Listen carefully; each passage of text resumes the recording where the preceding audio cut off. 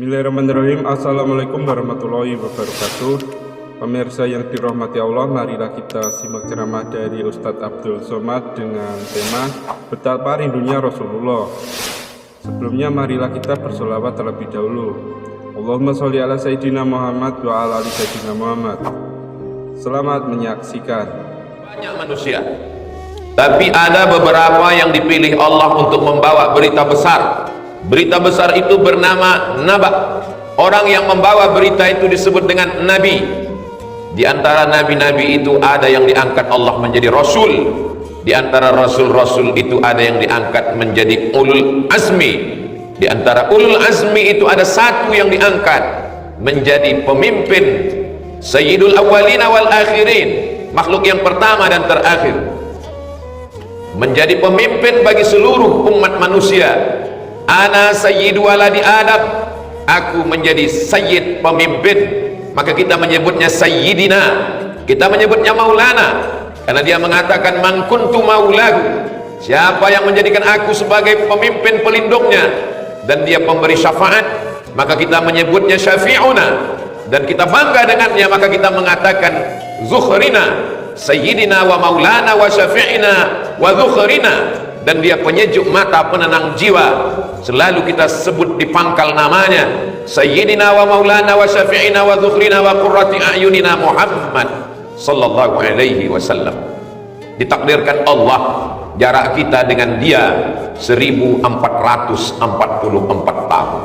Menetes air mata darah, kita mau minta kembali mundur ke belakang. Ingin makan bersamanya seperti yang dilakukan Abu Hurairah, ingin perang bersamanya seperti yang pernah dialami Khalid bin Walid, ingin hijrah bersamanya seperti yang pernah dirasakan Sayyidina Abu Bakar Siddiq, ingin meriwayatkan hadis dari rumahnya seperti yang dilakukan Anas bin Malik, ingin berperang, ingin hidup, ingin bersama seperti para sahabat as-sabiqun al-awwalun minal muhajirin wal ansar. Tapi apa mau dikata, memang sudah takdir Allah. Beginilah rupanya kenyataan. Kita hanya mendengar namanya dari para alim ulama, kita mendengar, membaca dari kitab-kitab, tidak putus harapan. Karena dia pernah mengatakan saat melihat ada telaga berdiri di Taman Raudhah, tepat di atas mimbar, aku melihat ada telaga dan ada manusia-manusia yang minum di telaga itu. Siapa yang minum di situ la yazma'u fiha abada, dia tak akan haus untuk selamanya. Lalu kemudian sahabat bertanya, siapa yang minum di situ ya Rasulullah? Yang minum di situ ikhwani, saudara-saudaraku.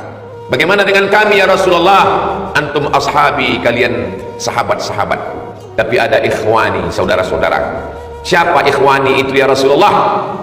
Amanu bi walam yaraw. Mereka percaya kepadaku walaupun mereka tak pernah melihat aku, mereka tak pernah berjumpa dengan aku, mereka tidak berperang bersamaku, mereka tidak makan duduk bersamaku, mereka tak pernah melihat bentuk rupa wajah, tapi dia percaya dengan aku. Kitalah yang disebut itu. Aku rindu dengan mereka, kata Nabi sallallahu alaihi wasallam. Jangan bersedih walaupun kita tak jumpa dengannya, dia merindukan kita, dia mendoakan kita. Ketika pecah pelipisnya, berdarah, patah giginya, datang sahabat pada saat perang Uhud, berdoalah ya Rasulullah supaya musuh-musuhmu itu mati semuanya, seperti nabi-nabi sebelum engkau mendoakan. Ada yang mati ditelan angin puting beliung, ada yang tenggelam di Laut Merah. Berdoalah Rasulullah. Apa kata baginda? Biarlah doa itu kusimpan syafaatan li ummati yaumal qiyamah, untuk orang yang hidup sesudah aku nanti di akhir zaman. Begitu sayangnya dia kepada kita. Apa yang pernah kita balaskan atas budi baiknya? Dia tidak minta apapun dari kita, dia hanya minta supaya kita baik dan soleh. Itu pun tak ada untungnya bagi dia, karena dia pemimpin para nabi dan rasul. Berkumpul semua nabi-nabi, dialah imamnya pada saat Isra dan Mi'raj di Baitul Maqdis. Tak terbuka pintu surga sebelum dia masuk ke dalamnya. Tidak ada yang berani menghadap Allah di antara nabi-nabi sebelum dia yang berani menghadap, sehingga diputuskan perkara di padang mahsyar. Kita menjadi umatnya suatu kehormatan. Andai Nabi Musa hidup, Nabi Musa ingin menjadi umat Nabi Muhammad sallallahu alaihi wasallam. Sebelum hari kiamat tiba, Nabi Isa akan datang, dan Nabi Isa ikut menjadi umat Nabi Muhammad, menjalankan syariat Nabi Muhammad sallallahu alaihi wasallam. Jangan bersedih, jangan berkecil hati. Walaupun tak berjumpa dengannya, kita dapat memperbanyak solawat kepadanya, khusus pada hari Jumat. Inna salatakum ma'rudatun alayya, salawat kamu dibawa kepadaku. Kata sahabat, bagaimana mungkin salawat kami dibawa kepadamu padahal engkau sudah mati di dalam tanah, dimakan cacing tanah? Nabi menjawab, innallaha harramal arda ajsadal anbiya, Allah mengharamkan tanah memakan jasad para nabi, dan tanah tak memakan tubuh jasad Nabi Muhammad sallallahu alaihi wasallam. Dia hidup di alam barzakh. Itulah mengapa kita mengucapkan salam dalam sholat kita. Ratusan ribu pulau jarak antara kita dengan kuburnya, kita tetap mengatakan assalamu alayka ayyuhan nabiyyu wa rahmatullahi wa barakatuh. Seakan-akan kita berhadap-hadapan dengannya, berhadapan saat tahajud malam, berhadapan saat awal hari subuh, berhadapan saat matahari naik duha, berhadapan saat matahari tergelincir zuhur, berhadapan saat matahari redup asar, berhadapan saat matahari tenggelam maghrib, berhadapan saat sempurna malam isya, sebelum tidur bersalawat, berharap-harap dapat berjumpa dengannya walaupun hanya dalam mimpi. Tapi layakkah mata kita yang banyak dosa itu melihat wajahnya yang penuh dengan cahaya kemuliaan? Mata kami terlalu hina ya Rasulullah, tapi putus harap tak boleh ada pada hamba Allah yang beriman. Lepas satu pegangan tak berjumpa dengan Sayyidul Anbiya wal Mursalin, masih ada satu Sayyid lagi, dia adalah Sayyidul Bilad. Banyak permukaan bumi, tapi ada satu bumi yang sangat mulia. Kalau kita salat di atas tanah itu sama dengan 100.000 rakaat di tanah yang lain. Dia adalah Sayyidul Bilad, Makkah Al-Mukarramah. Dari Makkah ke Hudaybiyah 20 km, dari Makkah ke Padang Arafah 22 km, panjangnya hanya 42 km. Manusia yang ingin datang ke sana min kulli fajjin amiq, dari lembah yang sangat dalam, sampai musimnya pada tanggal 8 Zulhijjah, 9 Zulhijjah mereka berkumpul di Padang Arafah, tanggal 10 mereka bertolak menuju Musdalifah dan Mina, melontar jumrah tanggal 10, 11, 12 dan 13. 4,7 juta umat manusia berkumpul di tempat yang sama. Apa yang akan terjadi tahun ini? 1 miliar orang-orang kaya mempersiapkan uang agar dapat datang ke negeri itu.